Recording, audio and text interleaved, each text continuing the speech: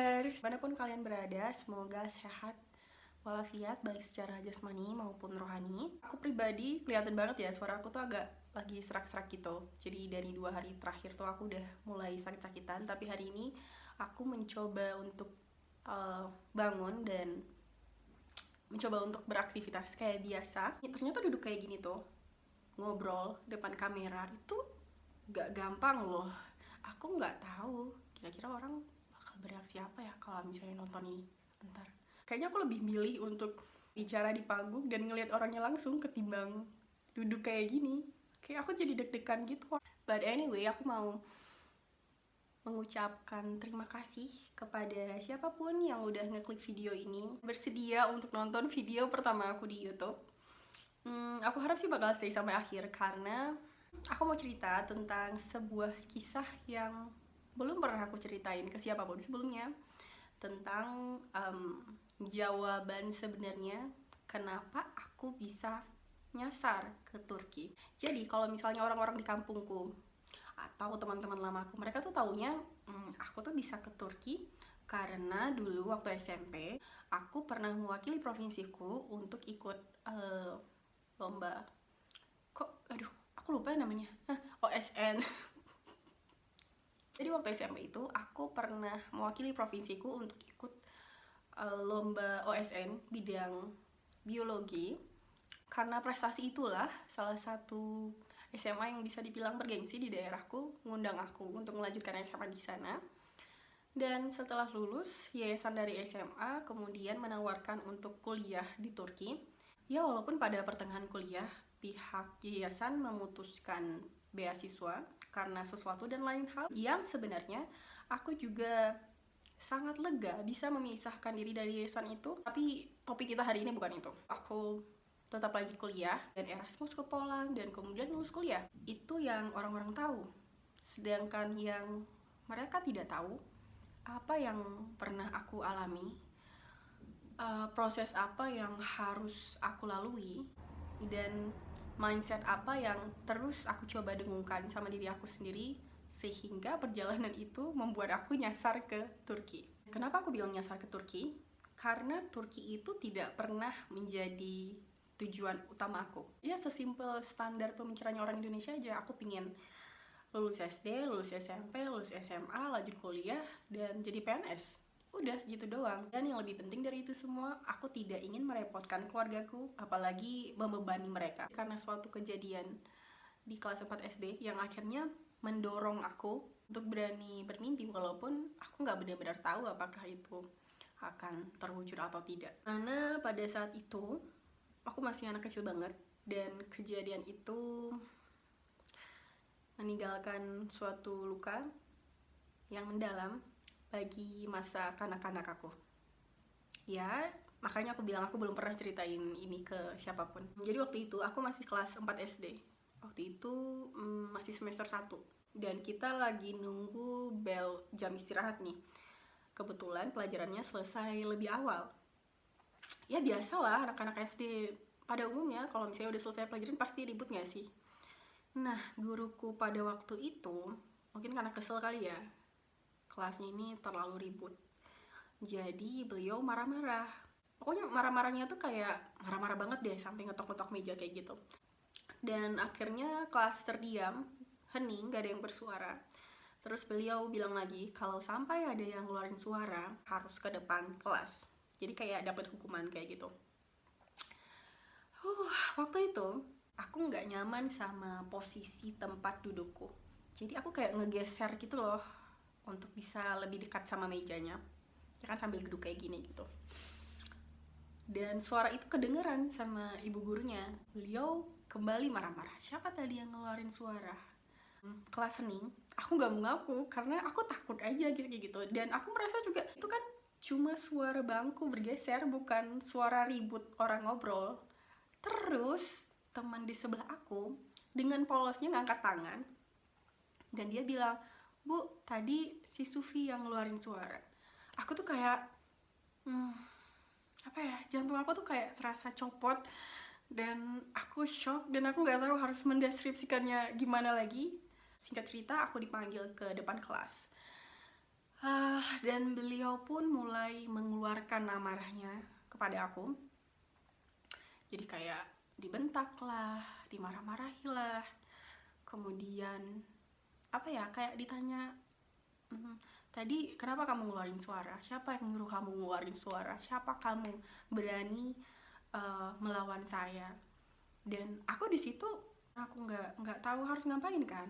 Dan beliau bilang lagi, kenapa kamu nggak jawab? Aku pun mencoba untuk menjawab, bukan menantang, tapi mencoba untuk klarifikasi aja bahwa aku tidak melakukan itu untuk membuat keributan, tapi karena aku tidak nyaman dengan posisiku.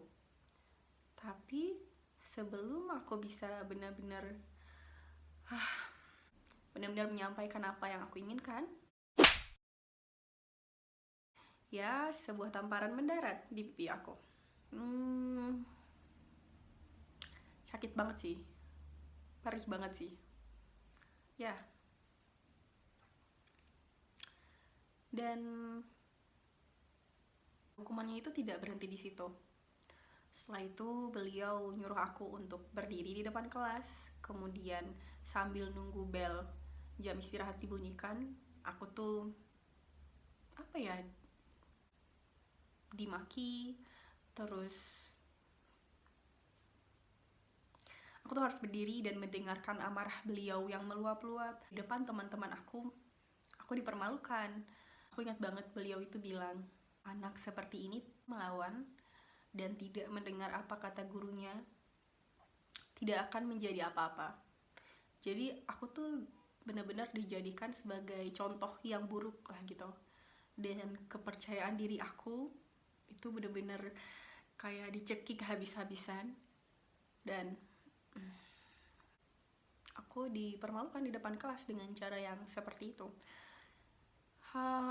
Kemudian jam istirahat pun tiba.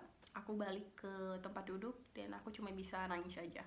Setelah kejadian itu aku jadi lebih murung sih. Aku jadi lebih menyendiri. Yang biasanya tuh aku termasuk anak yang aktif dan humble dan suka berteman sama teman-teman di kelas. Tapi habis itu aku jadi menarik diri aja. Aku merasa teman-teman aku sudah melihat aku sebagai contoh yang buruk, sehingga aku merasa tidak pantas diajak berteman. Dan itu bener-bener gak enak banget. Kemudian semester 2, keluarga aku pindah ke kabupaten tetangga. Di sana aku bertemu dengan teman-teman baru, bertemu dengan guru-guru baru, lingkungan baru lah. Dan aku akhirnya belajar untuk move on. Bukan melupakan, tapi ya belajar untuk kembali melanjutkan hidup aku aja kayak gitu. Padahal cuma anak kecil ya. Berada di lingkungan baru itu, aku malah jadi lebih aktif. Aku ikut dokter cilik, ikut lomba-lomba. Aku bahkan masih ingat banget lomba solo pertama aku. Waktu itu aku ikut lomba hipnosis tingkat SD. Aku dapat juara 2 dari ikutan lomba-lomba itu. Aku akhirnya nyadar ternyata aku gak seburuk yang ibu guru itu pikirkan kok. Ternyata aku tetap bisa move on sama kehidupan aku kok. Waktu kelas 2 SMP aku juga terpilih untuk ikut lomba olim biologi. Dan aku bersyukur banget, guru pembimbing aku itu keren banget, hebat banget. Usaha tidak mengkhianati hasil. Aku berhasil lolos sampai dengan tingkat provinsi. Walaupun tingkat nasionalnya aku gak dapat medali, but that's okay. Bisa sampai lolos jadi perwakilan provinsi aja itu udah kayak jauh banget deh dari angan-angan sebenarnya. Dan aku bisa mengharumkan nama sekolahku dan bisa membanggakan keluarga aku, itu sudah jauh dari cukup sebenarnya. Ada juga sih teman-teman yang mungkin gak suka sama karakter dan ambisi aku yang kayak gitu.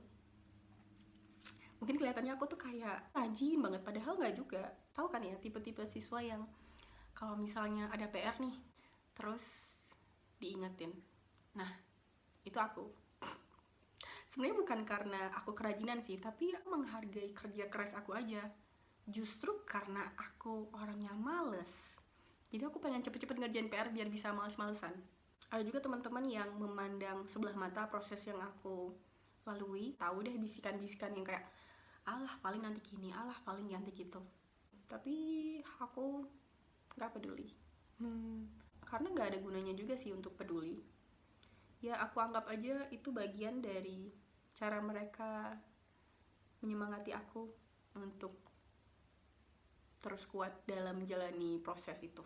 Jadi anak yang pernah dijadikan sebagai contoh buruk itu, yang pernah dikutuk itu, akhirnya bangkit dan dia pun mencoba untuk menutup telinga dari bisikan-bisikan yang membuatnya jatuh dan membuka mata, menggali skill-skill baru, dan belajar untuk mengendalikan apa yang bisa dikendalikan. Karena orang tetap bakal ngoceh dan kita nggak bisa ngendalin itu.